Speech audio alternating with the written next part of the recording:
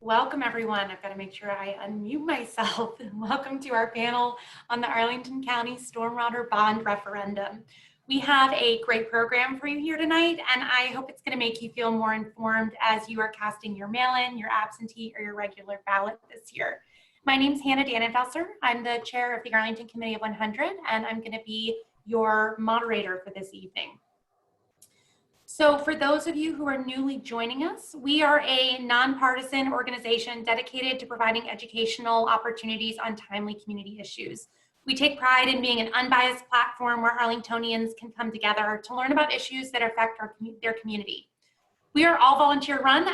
Before we get started, I want to take a moment to just thank our fantastic board for all your work, thank our program committee, including our co-chairs, Patrick Hope and Jerry Laporte, and our board member and program committee member, John Weisstadt, who coordinated this program for us tonight. So thank you, everyone. And thank you to our panelists for being here with us tonight. We really appreciate you dedicating your Wednesday evening to us. One announcement I want to make for those of you who have been members of the Arlington Committee of 100, you have received our notice that we are waiving membership dues this year, and we are instead turning to sponsor support from the Arlington Community Federal Credit Union. The Arlington Committee of 100 board was really excited for this opportunity to have a sponsor for the year. It was a great way for us to adapt this virtual environment. A few of you know me outside of the Committee of 100, and you know my day job. I happen to work at the credit union, and I can say that my colleagues at the credit union were really excited for the partnership between the two community organizations as well. So for those of you joining on Zoom, you're going to be receiving announcements about our upcoming programs, and we hope you'll choose to stay engaged with us going forward. To all of you, consider following our Facebook page. We are streaming live on our Facebook page right now, and we will in the future be sharing details about upcoming programs as well as live streaming future programs for the foreseeable future. If you're tuning in today, let's go to the next slide here. You may want to mark your calendars for Wednesday, October 14th. We are going to be discussing the Virginia Constitutional Amendment on redistricting. This is another high-profile item that's going to be on your ballot, so please join us on Wednesday, October 14th. So on our next slide on the screen, we have voting information for this election season. Regular voting will be held on November 3rd. In-person absentee voting is available with the details on the screen, or you can request a mail-in absentee ballot at vote.arlingtonva.us/vote-by-mail. So we hope you'll mark those down. You can find those online as well. So getting to our program here, as Arlington voters, we have 5 bond initiatives to vote on this election cycle, with the second largest being on the stormwater bond at $50.8 million. Many of you know about the flooding that occurred in July 2019. It may feel like a lifetime ago amidst a pandemic, but it really wasn't so long ago. The flooding impacted residents and businesses and highlighted challenges that Arlingtonians and certainly communities across the country will continue to grapple with related to infrastructure and climate change. This will be our topic of discussion this evening, and you'll be hearing from 4 panelists, 2 from Arlington County to give you some background information on the bond, and 2 to share perspectives for voter consideration. So thank you guys. So for those in the audience, you can submit questions using the Q&A box at the bottom of the screen, and we're going to get to as many questions as possible. We have some questions that were pre-submitted in advance with registration for those of you who are joining us on Zoom, and we'll be taking them throughout the program. A reminder for those of you who are with us, Committee 100 regularly, to please ask your question in the form of a question. I'm going to add on and ask to please be concise in your questions. A tip I'm going to offer when you are submitting questions, if we have a large volume of them, those that are written concisely will be much easier for me to go through as we're following in live time. So I'm probably going to be more likely to ask them. So concise and written in the form of a question. Really appreciate that. Now, you have heard more than enough from me, so I'm going to go ahead and turn it over. We have our 4 panelists today. We have Mike Moon and Jason Fries with Arlington County. Mike is with Arlington's Department of Environmental Services, or DES. Jason is with Arlington's Department of Management and Finance. They are going to be first up to present to us, followed by Jillian Burgess, who is an Arlington resident and Fiscal Affairs Advisory Commission member and a skeptic of the bond. And then after Jillian, we're going to hear from Karen Vasquez, a resident of Leeway Overley neighborhood, and her family suffered $100,000 in uninsured damages due to the flooding. So I am all done. I'm going to pass it off. I'm really looking forward to hearing from Mike and Jason. Yeah, thanks, Hannah. I'm going to go ahead and share the presentation so we can get going.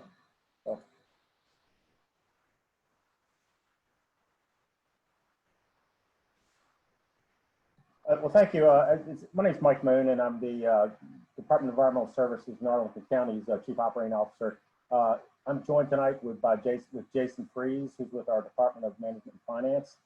Jason will be joint presenting this to me. We often do Teams presentations, so appreciate being here tonight on behalf of this very important initiative for the county. I just would say because it represents a strategic investment by the county in the stormwater system. Which is somewhat of a new initiative after we've identified had several significant flooding events, July 8, 2019 being what Hannah referenced earlier. So I'm going to jump into the presentation.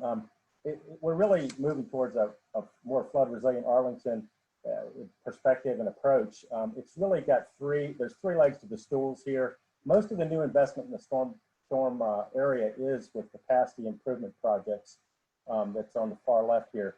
The watershed scale, they're not small projects that have created this issue over time. Most of the system in Arlington County is between 60 and 80 years old, and it was built back in the 1940s and 50s. As the community grew up, we had over 2/3 of the natural stream beds in the county put into a storm sewer system, and that's been a challenge moving forward. Water quality is still a needed area of compliance. We have an MS4 permit that we're regulated by the state of Virginia. And it really is about water quality, reducing nutrient runoff to our streams and the creeks and waterways in the county. And then last, but very important component of this is maintenance capital. We have to maintain what we have. Really, these 3 initiatives are to reduce flooding in the capacity area, improve water quality for the water quality initiatives, and then maintain our system in a state of good repair.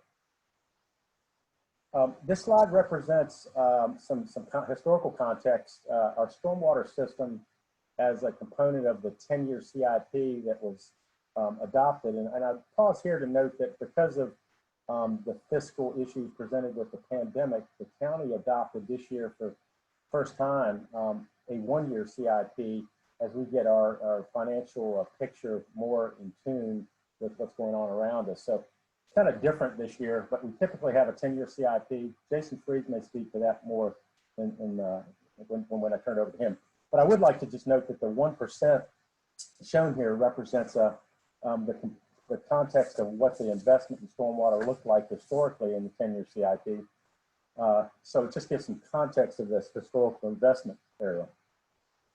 The 1-year CIP that I suggested or noted to you shows the uptick, and this, I'll just highlight this $14.6 million in investment includes not only the bonds for the first year, but also our normal pay-go or investment that we do on an ongoing basis, which is about $2 million a year. So the stormwater has a significant uptick from 1% to 5%, but I would note there's several other initiatives still being invested in our CIP, even though it's just for 1 year. You can see significant ongoing transportation investments and metro, our utility system. So don't want to have the lens that we're just doing stormwater. The stormwater CIP is a 14.6 ongoing, and this includes bonds and current fund balances that have been appropriated. And then we just showed what's projected, even though we didn't adopt it, over FY22, and then the total cost of the CIP for stormwater projected over 10 years. But this is just a projection, and this is yet to be approved by the board. And then specifically the projects and that's really the reference here of what's important. These show representative areas, and they're not projects as you might typically think with an ending terminus, but these are more watershed scale solutions that'll have a blended approach. And I'll speak more about that in a minute. The Spout Run watershed is a significant watershed, and I'll have a map here in a minute. Torrison Run was an area we saw some significant flooding in the Westover area, and especially between Washington Boulevard and I-66. A lot of homes with water in basements, significant. So this is mainly a Torrison Run area. Some detention and some design work. The Spout Run is the area that we have the most engineering work on, and that's why we have the largest dollar amount, a combination of significant detention facility upstream in the watershed, and some piping projects are included in the CIP here. Flubber Run is design, and then flood risk and capacity improvements are area improvements that are throughout the county. And then land acquisition, this is a new line item for the first time that is similar to what the county has done in parks to allow us to be proactive in acquisitions that could be needed to be proactive when we have those opportunities for needed land acquisitions for infrastructure and pipe improvements when those properties become available. And I would note it's a voluntary program. And then Ballston Pond, that's one of our water quality projects. It's that and Trip D are two of the water quality projects in the program. And then watershed retrofits, along with a culvert replacement, significant culvert replacement project that's under capacity and failing in the invert is another project at 6.7 million. So those are the general category areas. I would note that these are categories, like Spout Run may have a detention component, a land acquisition component, and then maybe even smaller discrete projects from block to block, or for some piping and dropping improvement projects embedded in that. And then we had a request just to show this is localized flooding project, and it also gives some of the map areas of where these watersheds are located. You'll see that we have projects spread out and where some of the investments are. Larger investments are indicated by the larger red circles, but you'll see here, this is the Spout Run Basin generally. We've got Torrison Run here in this area, and you'll see some large areas of investment. Lubber Run, we've got Crossman and the Westover Branch basins. But we also, I would just note, we've had some investments over time in the southern area. It seems a little disproportionate, but the stormwater is really being addressed where we really have the needs identified, not only by just the flooding event, but by our stormwater master plan that was approved by the county in 2014. So with that, I'm going to turn over the remaining slides to Jason Fries. Thank you, Mike. Can everybody, or Mike, you can hear me, and Mike, if you don't mind, if you could leave the slides up, I will have you navigate my last three, if you don't mind. So again, my name is Jason Fries. I am in the Department of Management and Finance. I am the debt manager for the county.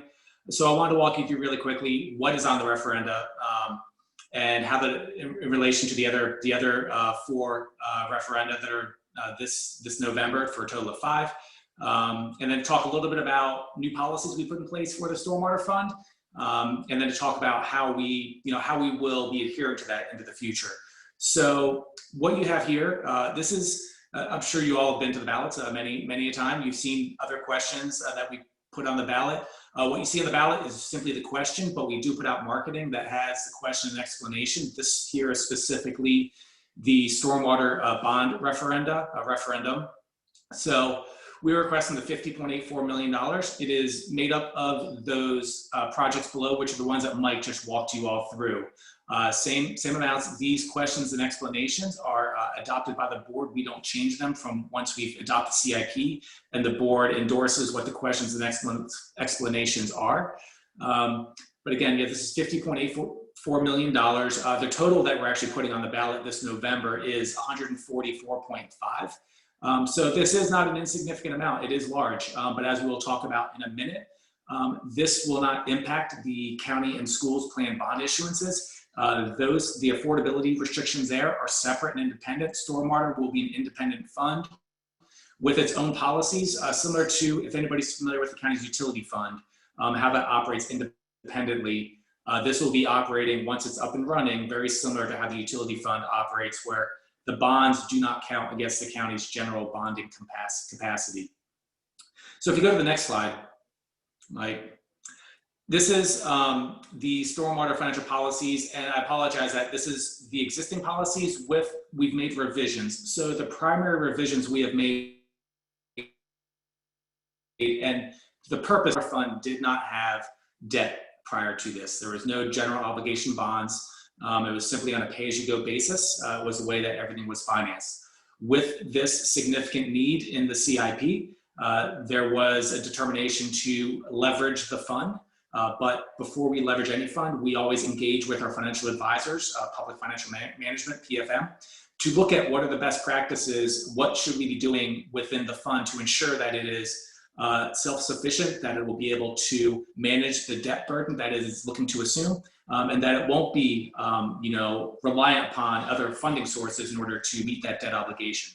So what we did, we strengthened the debt issuance guidelines. We have a coverage ratio now. What that is for all debt within the stormwater fund, once all the planned issuances occur, they need to maintain a minimum of 1.2 times coverage. Now, what this is the available revenues after the county stormwater fund meets its operating obligations, that residual net income or revenue, that needs to be more than 1.25 times the amount of the debt service in that fiscal year. So if you had $1 million of debt service, you would need at least $1,250,000 of available net revenues to make those payments. So a little bit of a cushion in case there are revenue declines after the budget is adopted. However, when we do each individual bond, we issue bonds annually. So when we issue each bond annually, we'll be looking to actually meet a slightly higher requirement, which is 1.3 times coverage of that individual bond throughout the life of that bond, which will typically be between 20 and 30 years in duration. So those are the two main debt policy changes here. There's also, we expanded upon the definition of the... I'm sorry to interrupt. I'm just going to ask if you could go ahead and wrap up. We want to make sure some time for Q&A. Absolutely. Thank you. So we'll go forward to the stormwater bond issuance here. And again, Mike has, flipping too quickly, Mike has already gone over these projects, but as you can see, there's $50.84 million. The general point I want to get across here is that it'll be issued over 5 fiscal years. $7.5 million this year, $15.5 million next year, 11 in fiscal 23, and so on to get to the 50 million. However, we're putting the full $50.84 million on this year's referenda because we need it before the projects begin. But this is the cash flow perspective when it will be issued. And below here shows the debt service and the associated debt service requirements. Now, when we adopted this, we did assume future rate increases to meet this debt service. But again, we won't issue debt unless those rate increases have been approved before we issue those bonds. But this is showing it below those coverage ratios and the adherence to those ratios. So with that, Hannah, I'll hand it back to you, and so we can go to the Q&A.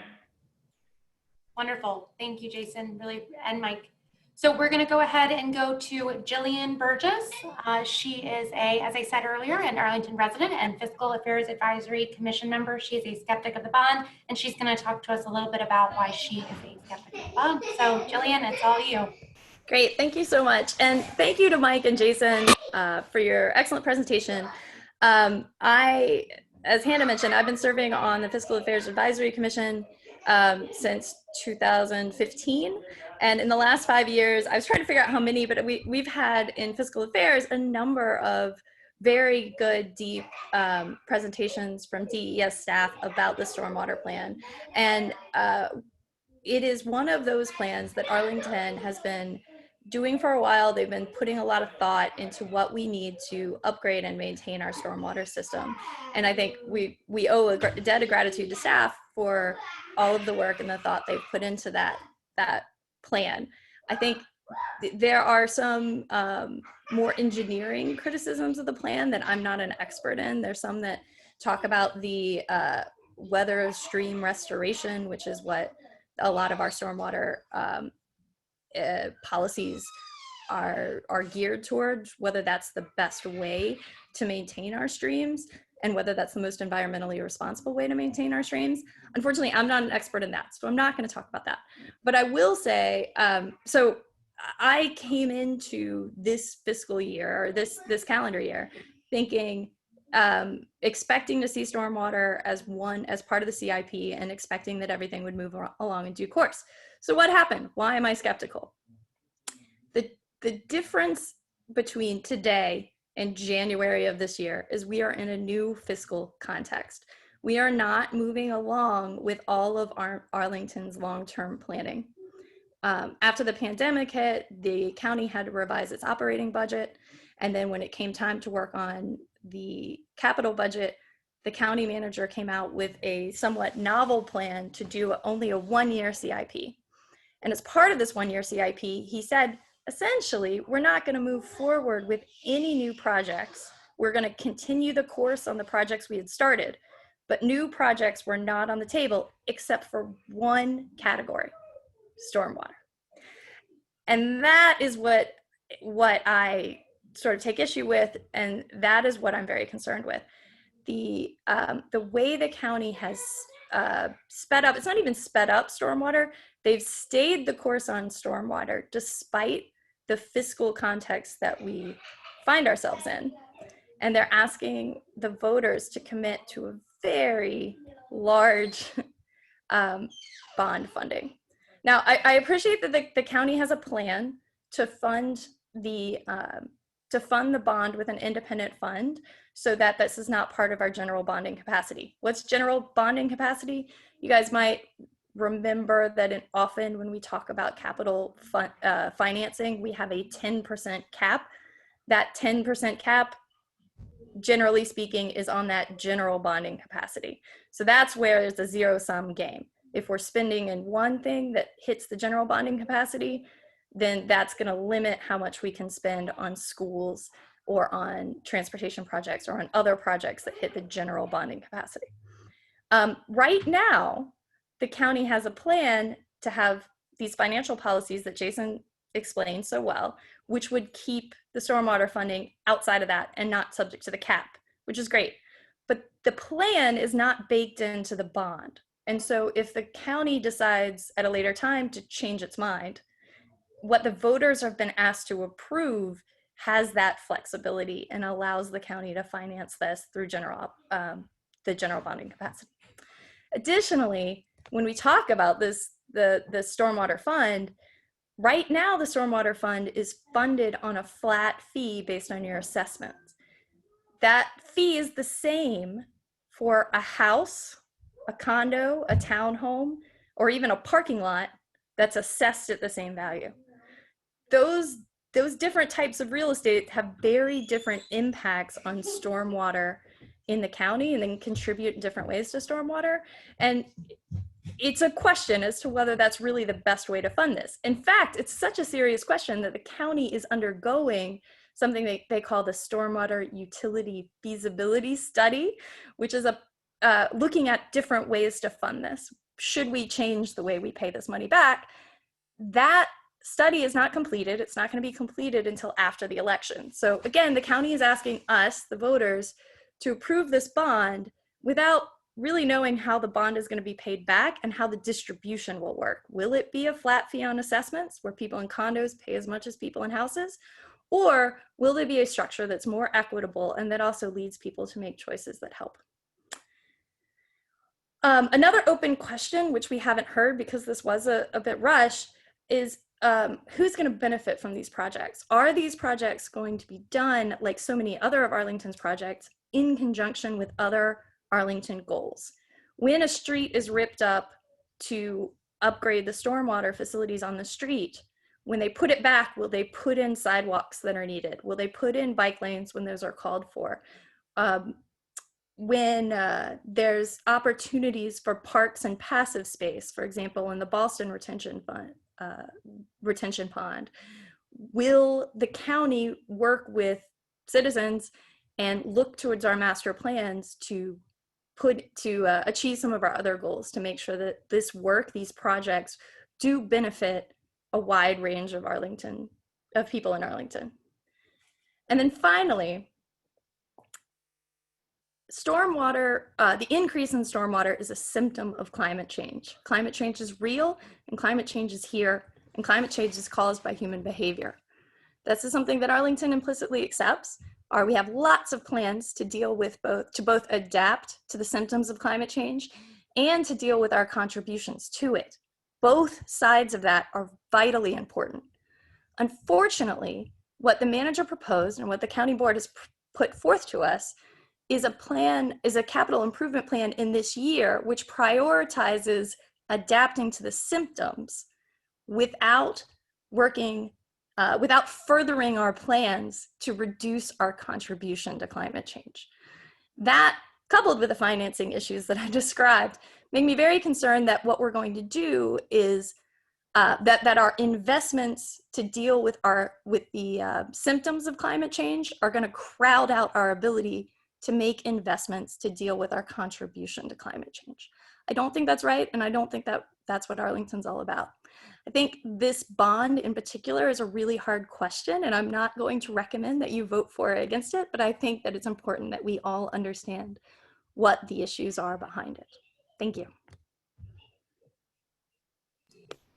Thank you very much, Jillian. All right, I'm going to go ahead and turn it over here to Karen.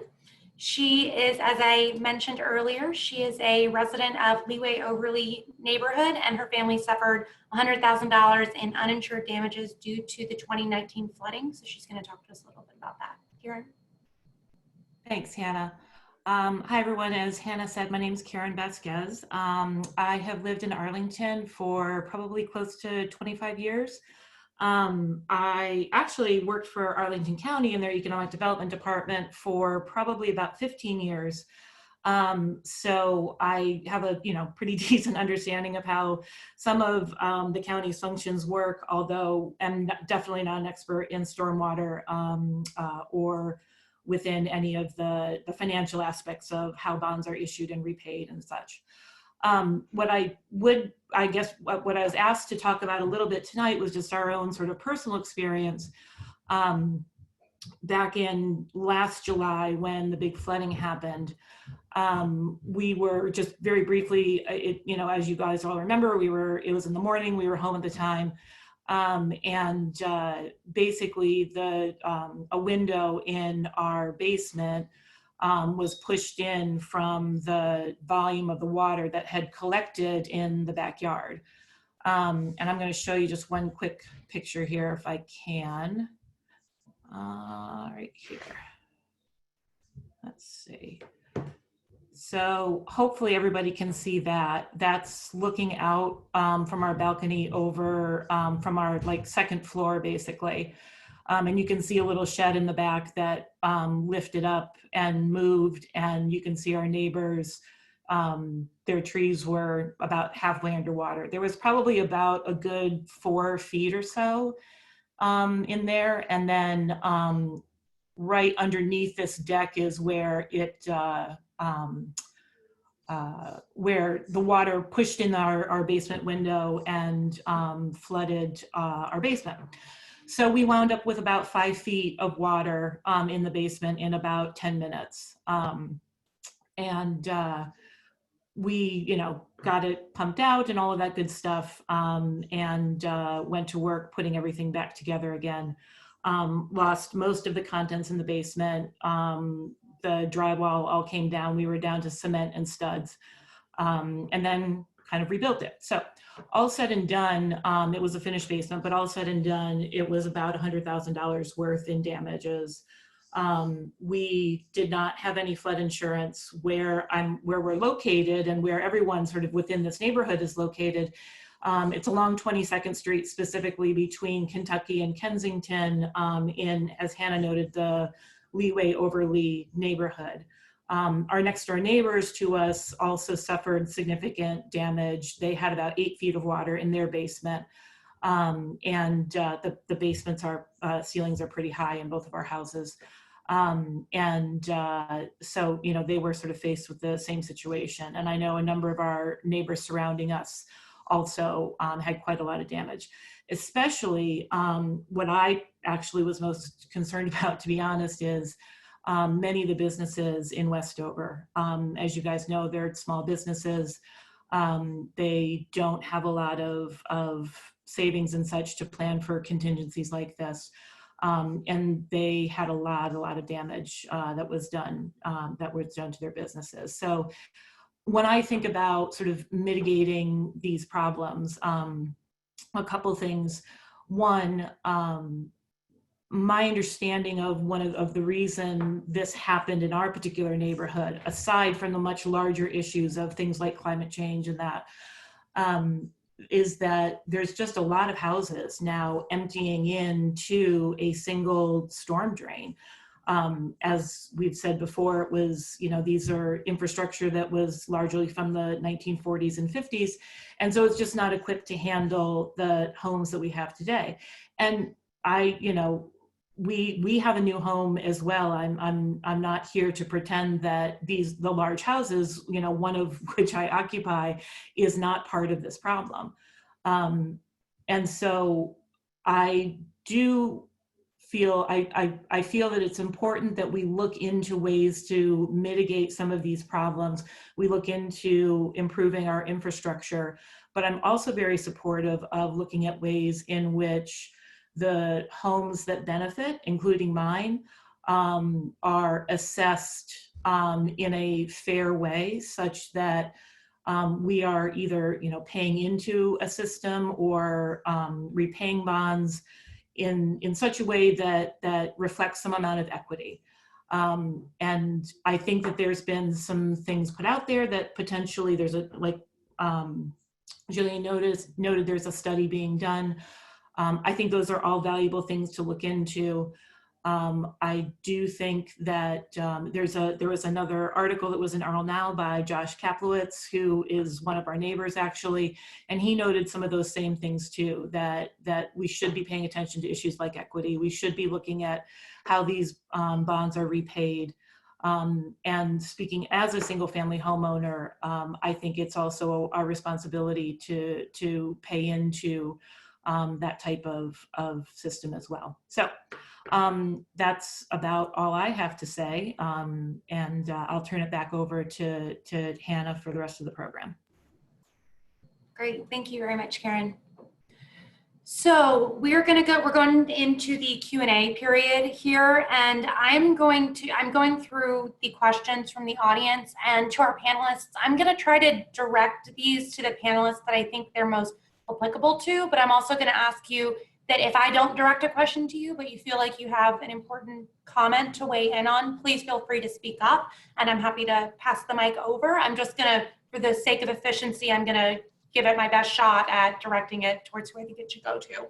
So starting with Jason, Jillian started to discuss the 10% limit on bonds. I just wanted to see if you have anything you wanted to expand on with that, and if you wanted to maybe take a minute to explain why that 10% limit is important to the county's fiscal health.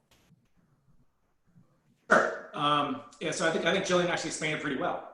You know, the county, and this is really, it's the majority of the county's capital expenditures, which are on the county's overall general capital projects, which that includes anything from our contributions to Metro, all of our transportation initiatives, bike, pedestrian, paving, our general community infrastructure. This could be county offices, buildings, and other county offices. It's also community centers, then our parks and recreation. All those general capital projects would be under our general fund. And then there is also the schools. Now the schools and the county general fund debt, they're both considered what we call GEO bonds, but GEO bonds are more expansive. But those fall under the 10% and the county's financial policies. The schools actually have no ability to issue their own debt. They make a request to the county board. The county board approves. They can only approve or deny. They cannot change or modify their request. But then the county issues the debt and provides it to them. So it gets lumped in with the county's general bonds. And we set a policy that we have no greater than the debt service of those bonds is no greater than that 10%. And this is a best practice. So when we go to the rating agencies, which actually this morning, I was just with one of the 3 rating agencies, I have one tomorrow and one Friday. So we're just going through because we're about to issue bonds in a few weeks for this year, not including this referenda or other things that are on the ballot this November. Those will be issued at a later date.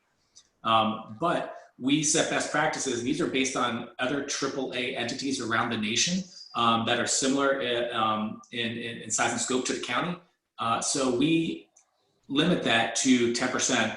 Again, that's the outstanding debt service of the county's general fund expenditures. That is no greater than that amount. We have other policies such as our debt to assessed value and debt to income ratios. So we have others that usually we monitor, but that 10% ceiling is typically the one that we bump up against first.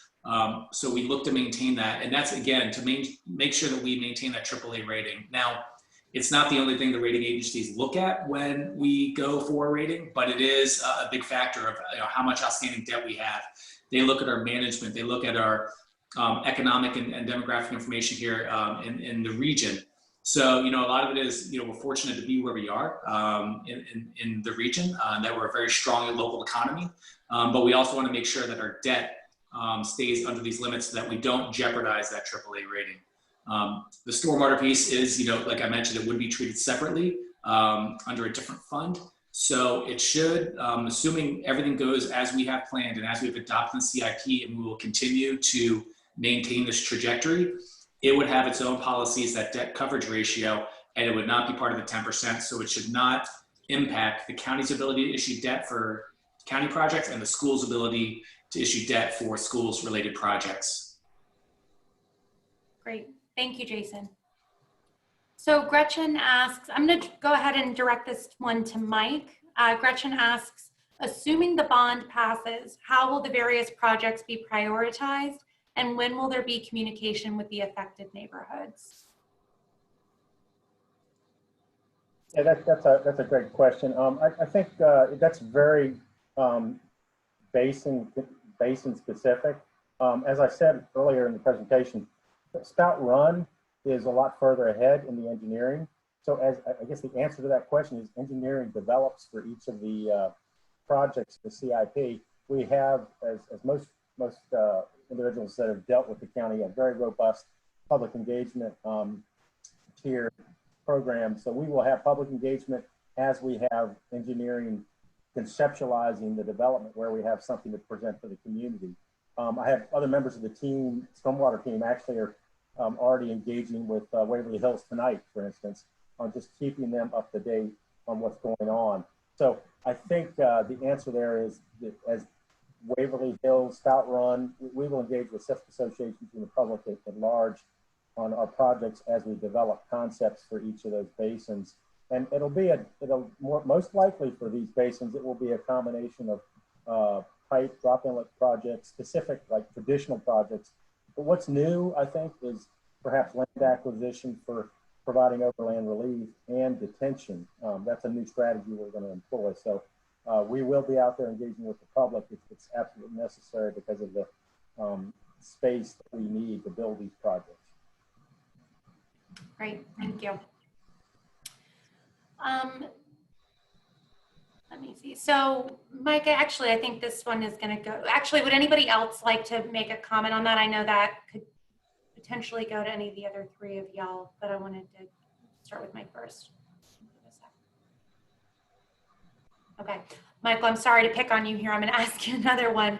Do you have input for John is asking what individual homeowners can do to make their own property flood resistant.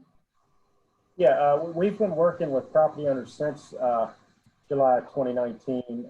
We actually had we have consultants on board we had consultants on board, and we still have recommendations on our website. We can provide material on how you can go about making homes more flood resilient, and that's an important thing because I would emphasize what we're even doing with this bond referendum and with these projects is not flood elimination; it's flood mitigation. So we still may get something beyond the July 8th storm, for instance, was above a 100-year storm in a very localized area in the county. So it's important that some of the initiatives on how you protect walkout basement areas, making a home more flood resilient we have information we can provide to citizens. Some of that's on our website, but you can also contact our stormwater management program employees or myself even, and we can put you in touch with that information because especially after July 19th, flood mitigation at the home level was been a very important tool that is part of the solution. But we also, I think, at the county at this point understand that in some of these larger basins, I think Karen's picture showed it, that we have to also have some system improvements also to help partner with what homeowners have to do. Great, I thank hope that you. helps. You can, certainly, if you contact me or the stormwater team in Arlington County, we can put you in touch with some of that information. And I'm actually going to ask you a follow-up question on that. We're talking a lot about residential, but we may just briefly, we may have a few folks from the business community with us here too. Do you have any comments you want to add in terms of where businesses should go? Well, yeah, I think what the same, we have information similarly, but I would say what we experienced on July 8th, there was some impacts to businesses and some multifamily, I would say. But businesses typically have developed a little differently because they have to meet the same level of criteria of stormwater detention. But the impacts associated with those storms in July 8th really centered more around our residential homes in the county. So multifamily and residential. So businesses weren't impacted as significant, but they're certainly, as was described earlier, there's a component to contribution to the system from both residential and commercial. And I think that's why both entities have to pay into the program. Great, thank you. So Aaron is asking if we vote this down, I'm trying to think who this is best suited to. So I'm going to ask you to help me out a little bit here, our panelists, but I think this is going to go to either Jason or Mike, if y'all could let me know which one is better suited. Aaron asks, if we vote this down because of concerns with some of these specifics and try to get them done correctly, will we lose a year on getting these projects moving forward? Yeah, so let me just say this, is if we don't have the capital, we may lose more than a year. I think as you saw that project list, these watershed scale solutions are not small projects. And I think demonstrate again, and to go back to those pictures of the volume of water that was in Karen's picture, we will lose more than, on some of the basins, we'll lose more than a year because some of these projects are not something, we have to actually design them, and the acquisition and construction could be over a 3 to 5 year period. And that's why Spout Run at that level in the bond referendum, that's actually going to be expensed over a 3-year period in the program. So if we don't get the bond funds, I would have to say most of the basins, what we'll end up doing, we do have some reserves we can spend. We will do as much as we can, but a lot of the basins will be left with engineering studies and minimal actual improvements being made. Great. If I could just chime in there, because we are where we are with the CIP, we on the other plans that Arlington was developing, particularly those plans that deal with our contribution to climate change, the community energy plan, the updates to the master transportation plan, we're losing a year or more in those in advancing those plans. And just a reminder to everyone, the transportation sector is the largest contributor to Arlington's carbon emissions. our largest contribution to climate change comes in transportation. And we are not advancing the ball in making our transportation network more sustainable through this CIP. We're losing a year, and that's sort of part of the problem in the CIP. We're continuing projects that were planned before the CIP, but we're not doing new projects. And then some of the projects being funded in the CIP are actually repairs of things that were there before. So we're not sort of improving it. We're maintaining what we have. We're getting it back to where it was. But we're not improving the situation. We're not addressing our contribution to climate change. If I could just jump in on that, I would agree with what was said. We are maintaining projects and moving those projects forward in the transportation element. I do not think we're losing a year on the community energy plan, so I would disagree with that. We've got significant initiatives going forward.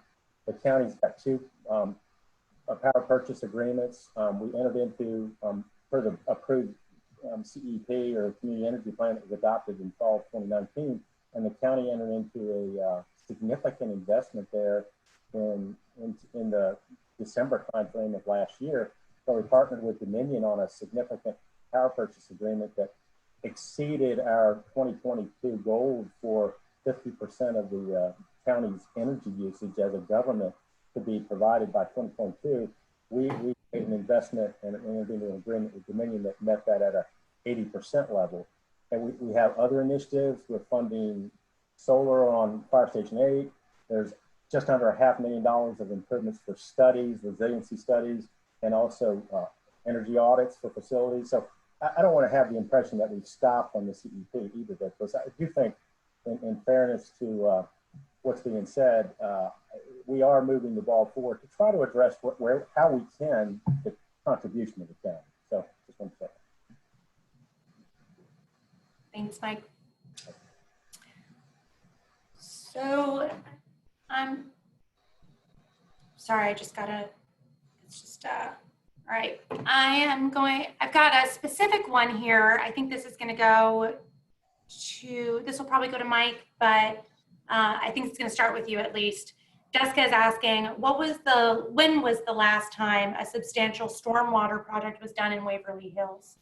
And if you'd like to expand on if you have any commentary on other neighborhoods that you specifically want to reference, please feel free to expand on that. You know, I don't recall a significant one in Waverly Hills. I think Pemmott Run was our last large investment. And just not to get specific on that, but I would just describe the traditional approach we've taken with the county is to take an undersized stormwater pipe, let's just say it's 24 inch in diameter, it needs to go to 60 inches. And if you know the dense urban environment we're in, to take that up to a 60-inch project is very disruptive to the community. And so that's why it's very important that we're considering a blended approach where detention is now in play, where we can potentially detain some of that stormwater in the upper reaches of the basins to minimize that size of pipe that has to be put in our communities. Because it's very, well, I guess what I'm saying is lessons learned on some of those larger projects that we have built, such as Pennant Run. It's very challenging in a dense urban environment to build those projects. So we're trying to take an approach that has a little different nuance at this point. So not a total answer, but I think I want to just add that.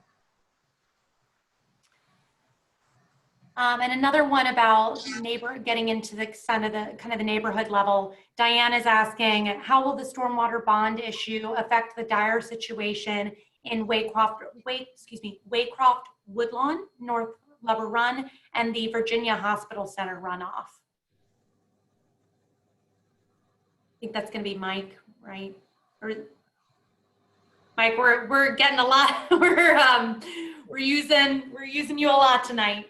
Yeah, well, I'd love for someone else to answer that. What I would say is Lover Run is a basin that the stormwater bond is really going to be primarily engineering studies to come up with solutions. The Virginia Hospital development is having to take care of their contribution to mitigate the increased runoff, but there's already a downstream problem from the hospital.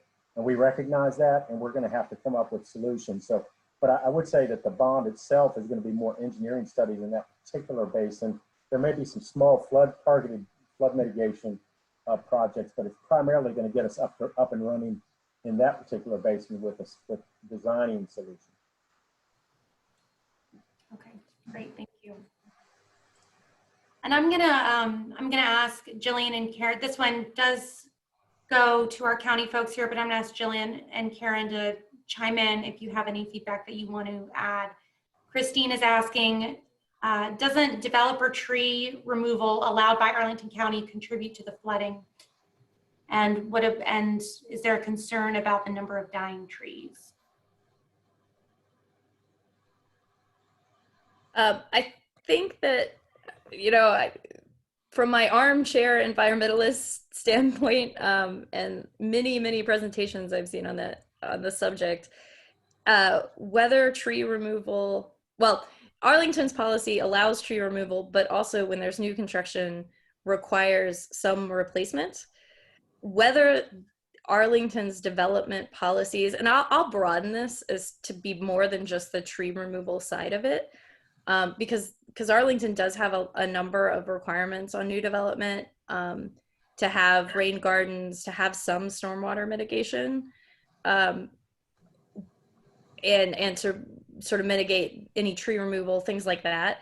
Whether those policies are sort of the right policies and whether they're calibrated the right way, I think is a question. I think most of us I live in Cherrydale, most of us who live in single family neighborhoods see the construction and see the runoff during construction and then see the runoff that happens after construction and think maybe that rain garden isn't really working the way it was intended.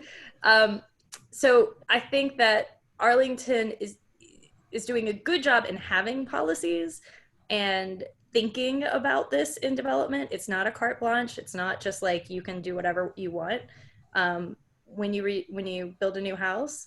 But whether they have the right mix of policies regarding tree removal and replacement and stormwater mitigation, I think is a question for people who are much more versed in the engineering than I am.